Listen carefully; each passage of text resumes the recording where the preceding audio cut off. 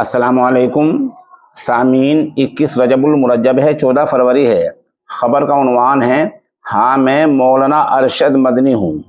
یہ مضمون دراصل آج ممبئی سے شائع ہونے والے مشہور اردو روزنامہ ممبئی اردو نیوز میں شائع ہوا ہے اور جناب نازش ہما قاسمی صاحب کے قلم سے شائع ہوا ہے۔ مضمون کو ہم تھوڑا آگے پیچھے کرتے ہوئے عنوان پیش کر رہے ہیں۔ ہاں میں مولانا ارشد مدنی ہوں۔ حضرت مولانا سید ارشد مدنی ابن مجاہد آزادی ہند شیخ الاسلام مولانا سید احمد حسین مدنی ہوں۔ میری پیدائش سرزمین علم و ہنر گہوارہ علم و ادب سرزمین دیوبند میں آزادی ہند سے 6 سال پہلے مجاہد آزادی ہند سرخیر علماء دیوبند اسیر مالٹا حسین احمد مدنی کے یہاں 1360 ہجری مطابق 1941 میں ہوئی۔ تعلیم کی شروعات 5 سال کی عمر میں کی۔ پہلے استاد مولانا قاری اصغر علی صاحب تھے۔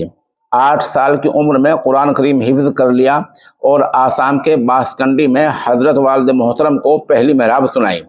عربی تعلیم کی شروعات 1955 سے ہوئی۔ دارالعلوم دیوبند میں 1959 میں داخلہ لیا، جہاں عربی زبان میں عبور و مہارت کے لیے مولانا وحید الزماں کیرانوی رحمۃ اللہ علیہ کے سامنے زانوِ تلمذ طے کیا۔ پھر عربی زبان میں مہارت تامہ کے لیے شیخ عبدالوہاب محمود عبدالوہاب مصری رحمہ اللہ سے استفادہ کیا۔ دارالعلوم سے درس نظامی کی تکمیل 1963 میں ہوئی۔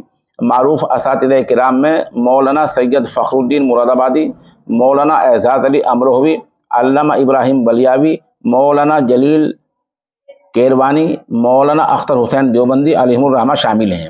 دین علوم سے فراغت کے بعد بیت و سلوک کے منازل طے کرنے کے لیے برادر کبیر فدائے ملت حضرت مولانا اسد مدنی کی رہنمائی حاصل کی اور تھوڑی مدت میں ہی بیت و خلافت کی اجازت سے ہمکنار ہوا۔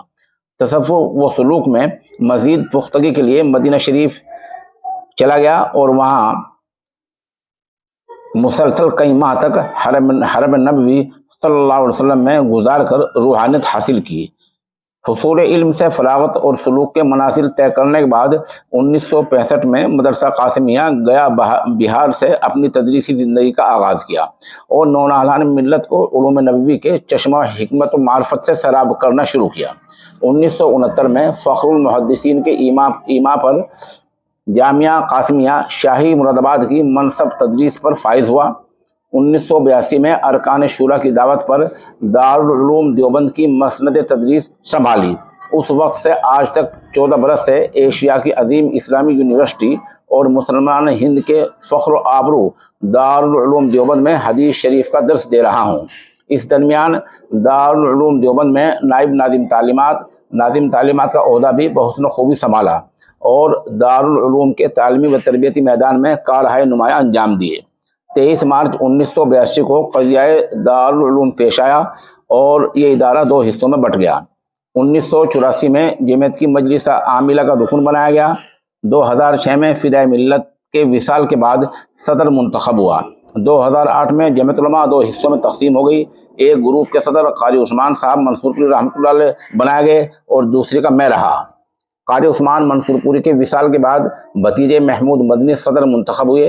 حضرت مفتی سعید پالن پوری رحمۃ اللہ علیہ شیخ الحدیث دارالعلوم کے وصال کے بعد اکابرین نے مجھ پر بھروسہ و اعتماد کرتے ہوئے دارالعلوم دیوبند کے صدر مدرسین کا عہدہ تفویض کیا، جسے بحسن خوبی نبھا رہا ہوں۔ تعلیم و تدریس کے ساتھ ساتھ تصنیف و تالیف کا بھی شوق اکابرین علماء دیوبند سے ورثے میں ملا۔ کئی کتابوں کو تحقیق و تعلیق کے ساتھ شائع کرنے کا سلسلہ جاری اور ساری ہے۔ اتنا ہی نہیں، دینی ماحول میں اصلی تعلیم کا نظام قائم کیا اور 1997 میں مدنی چیریٹیبل ٹرسٹ کی بنیاد ڈالی۔ اس ٹرسٹ کے تحت مدارس و مکاتب کا ہریانہ، پنجاب، ہماچل پردیش سمیت دوسری کئی ریاستوں میں جال بچھا ہوا ہے، جہاں سے بڑی تعداد میں تشنگان علوم دینیہ و عصریہ فیضیاب ہو رہے ہیں۔ ہاں میں وہی مولانا ارشد مدنی ہوں جو مسلمان ہند کی آواز ملک و بیرون ممالک میں انتہائی بے باکی کے ساتھ اٹھاتا رہتا ہوں۔ ملک کی اقلیتوں بشمول مسلمانوں کو جمہوری حق دلانے کے لیے ہمیشہ کوشاں رہتا ہوں۔ عمر کے اس پڑاؤ میں بھی مسلسل فکر مند رہتا ہوں۔ مسلمانوں کے تحفظ و بقا کے لیے حکومت وقت ارباب اقتدار RSS لیڈروں سے ملاقاتیں تک کر چکا ہوں۔ ہاں میں وہی ارشد مدنی ہوں جس نے 12 فروری 2023 کو دہلی کے رام لیلا میدان میں جمعیت علماء ہند کے 34ویں اجلاس عام میں مسلمان ہند اور سربراہان مذاہب و مسالک سے طویل خطاب کرتے ہوئے اللہ اوم آدم منو کو ایک بتایا۔ منو کی تعلیمات کو خالص توحید پر مبنی قرار دے کر گھر واپسی کا نعرہ لگانے والوں کو کرارا جواب دیتے ہوئے کہا اگر واپسی کرنی ہی ہے تو انہیں کرنی چاہیے، ہم تو پہلے سے ہی منو کی چوکھٹ پر اپنا ماتھا رکھے ہوئے ہیں۔ میں نے اپنی تقریر میں کہا تھا بی جے پی حکومت سے پہلے 30 کروڑ مسلمانوں کی گھر واپسی کی آواز پہلے کبھی نہیں اٹھی تھی۔ اس حکومت کے آنے کے بعد فرقہ پرست ذہنیت اتنی آزاد ہو گئی، وہ یہ سمجھتی ہے کہ ہم 30 کروڑ مسلمانوں کو گھر واپسی دوبارہ ہندو مذہب کی طرف لے جائیں گے، اس لیے کہ ہندو ان کا گھر ہے، ان کے باپ دادا ہندو تھے۔ میرا یہ کہنا ہے کہ آدم علیہ السلام جسے منو کہا جاتا ہے وہ سرزمین ہند تشریف لائے، ان کی تعلیمات توحید خالص پر مبنی تھی، وہ موحد تھے اور وہ ایک اللہ کی پرستش کرتے تھے، اس کے سوا نہ کسی کو پوجتے تھے نہ مانتے تھے۔ یہ ہمارا عقیدہ ہے۔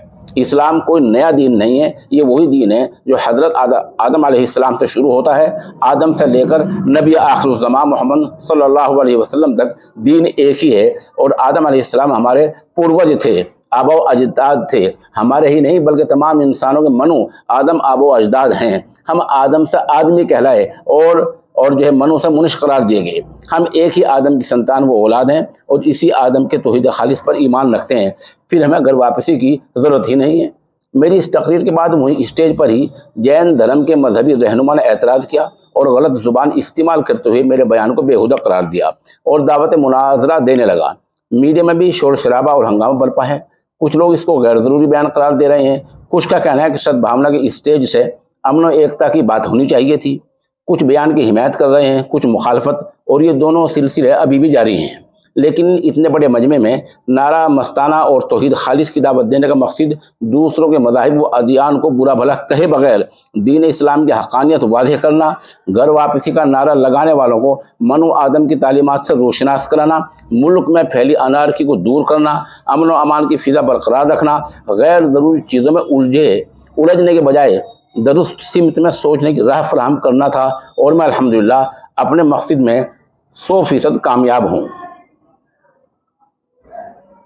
میں رہبر، سالار، قائد، سربراہ، رہنما، مرشد، گرو، پیشوا، مقتدا، لیڈر، سردار، اپدیشک، ناصح، وائز، استاد، معلم، مدرس، شکشک، ٹیچر، دانشور، صاحب علم، حکمت، صاحب بصیرت، صاحب فراست، گیانی، ذکی، ذہین، تیز فہم، دانا، عقل مند، دور اندیش، ہوشیار، منکسر مزاج، خلیق، متواضع، بے باک، بے خوف، نڈر، صاف گو، حق گو، راست گو، حق آشنا، حقیقت شناس، سچا، توحید پرست، حق پرست، خدا رسیدہ، داعی، عابد، زاہد، درویش، پارسا، خدا شناس، عبادت گزار، دیندار، عارف باللہ، بزرگ، پرہیزگار، پاک دامن، صاف باطن، پاک سیرت، صالح، پاک باز، صاحب تقوی، تہجد گزار، دھرم آچاریہ، نیک نام، نیک دل، جہاں رسیدہ، باعزت، باوقار، باتمیز، باشعور، عالم سب، خوشحال، صاحب ثروت، فارغ البال، خوش طبع، خوش مزاج، ذوق، خوش مذاق، زندہ دل، شائستہ، مہذب، آبرومند، اقبال مند، ذی مرتبت، معتبر، لائق احترام، بھلا مانس، مہمان نواز، فیاض، سخی، تواضع، خاطرداری کرنے والا،